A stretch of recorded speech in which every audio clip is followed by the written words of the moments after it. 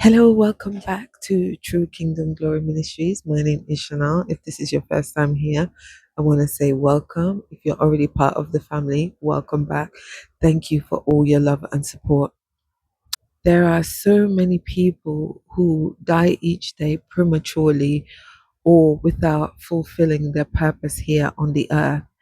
And I know in the work that I do and every day when I come into contact with people, I'm always seeing their potential. I'm always the one who's encouraging them to do more, to be more, to go for more. I've always been considered that person who do too much or who thinks too big, and almost like the way I think doesn't fit into the circumstances that I experience on a day to day basis. However, that never stops me from going after more, from knowing that there's more to life than waking up every day.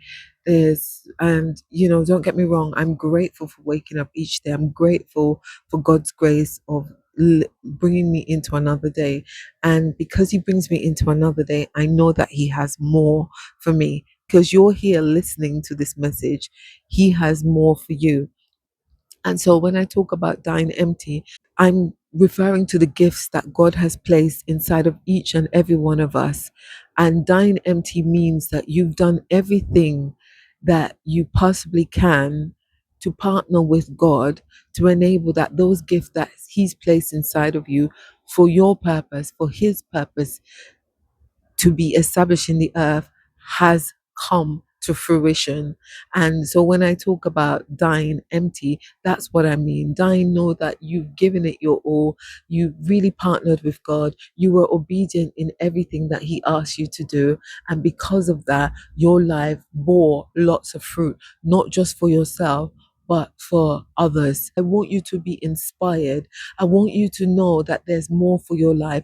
I want you to know that more is possible. It starts with the renewal of your mind, because when we come into this world, circumstances happen, challenges come about. And if you let your life become the challenges, not what God has called and ordained for you, then that's when life takes a trajectory that you will find yourself losing hope, losing faith, and not wanting to do anything with your life. I'm here to tell you today that God's got so much in store for you. He just needs you to partner with Him. He needs you to do your bit so that He can come in and do the rest, because He says in His word that you can do all things through Christ who strengthens you. So your strength, in your human strength, there will be lots of things you cannot do, but with God's strength, there's a lot that you will be able to accomplish. And there is so much that He's prepared for your life before the foundations of this world.